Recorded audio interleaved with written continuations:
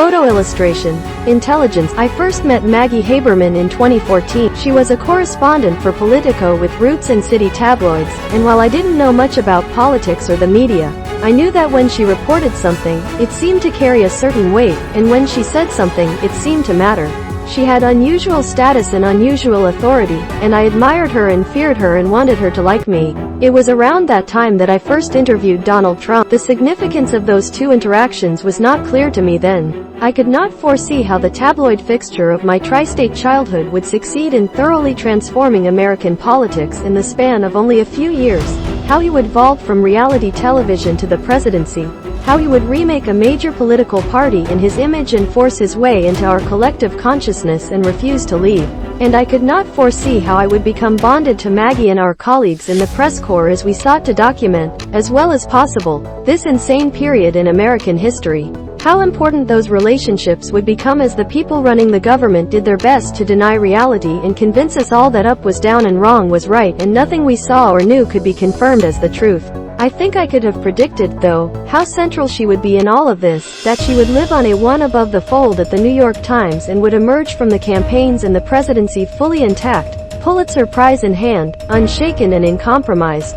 It is simply the case that she is the best at what she does, and there exists no contrarian take that holds up under an ounce of scrutiny. We spoke just before the publication of Confidence Man, her long-awaited tome about the man she covers better than any of us. At 10,000 feet, actually, pretend I am a space alien. Can you explain what the mission of this book is?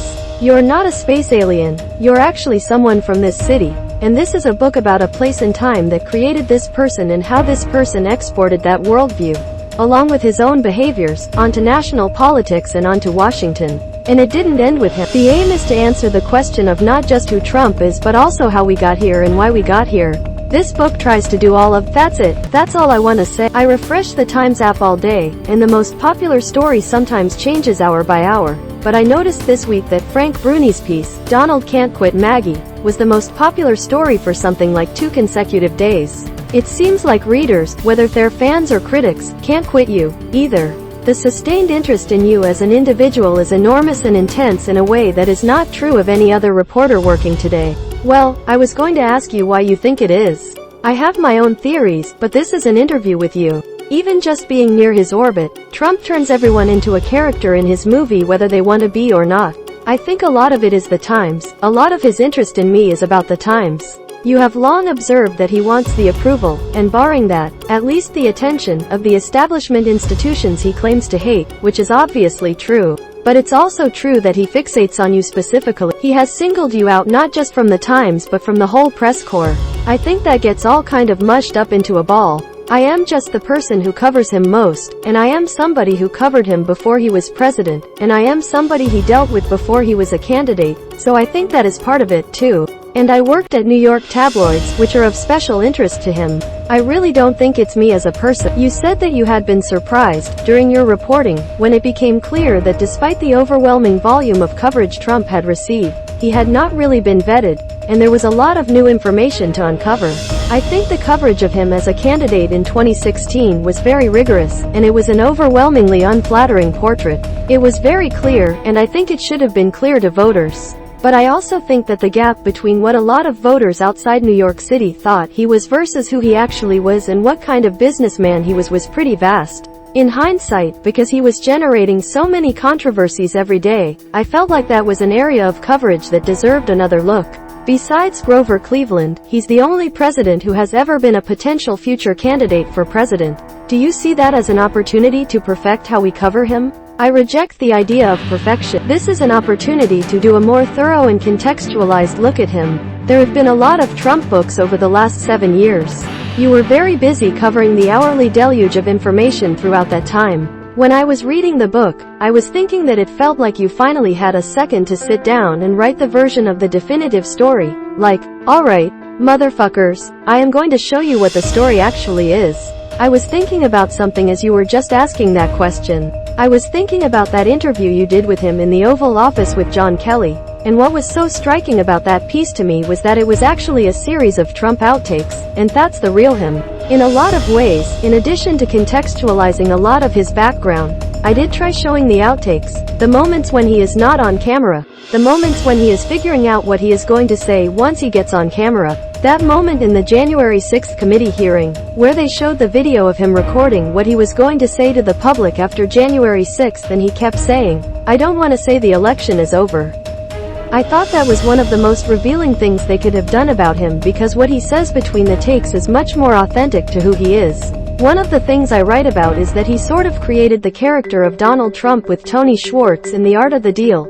But the book that he published later, Surviving at the Top, that was him, that was his voice. It was grievance and anger, and this one was mean to me, and he described his life as shit and his marriage. It reminded me of his presidency. He came into the Oval Office and people really believed that the office was going to change him, and that was just never going to happen. The real version of him, the one that his staff tried to hide over and over again, kept popping up. I've been thinking about how weird it all was, how weird it is to have the president factor into your daily existence in the way that he did, to personally contribute to your anxiety, to personally ruin your day, the oddness of covering him, of what that felt like, of how small the universe of people who understood that was and is. In most circumstances, if someone expresses paranoia about the President of the United States, it would probably be seen as an indication of mental illness.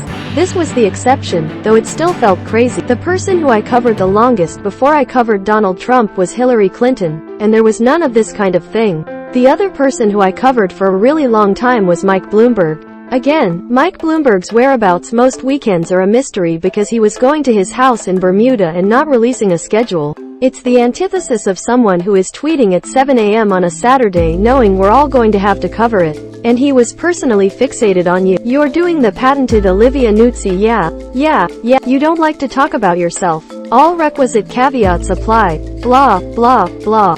He fixated on the paper and attacked me because of it. There were times when he attacked me over coverage. It was always over a story or something he saw me say on TV. One thing he got very upset about seeing me say on TV was that he watches a lot of TV, and then that became a fixation. He's incredibly hostile to anyone suggesting he watches a lot of TV because he thinks it's some knock on his intelligence. There was a morning, my daughter's birthday, when he started attacking me in a tweet over a story I'd done about Michael Cohen, and it ended up becoming an example of possible obstruction in the Mueller report. That was my day, spent dealing with that as opposed to focusing on my daughter. There was a lot of that kind of thing. Your glasses look clean, by the way. Among Trump's many attacks on Maggie, he accused her of wearing smudged eyeglasses. In the same way that the public experienced Trump and the members of his administration and hangers on denying and distorting reality, the press experienced that privately and personally, and reporting anything, no matter how theoretically simple, was like a jigsaw puzzle within a game of whack-a-mole.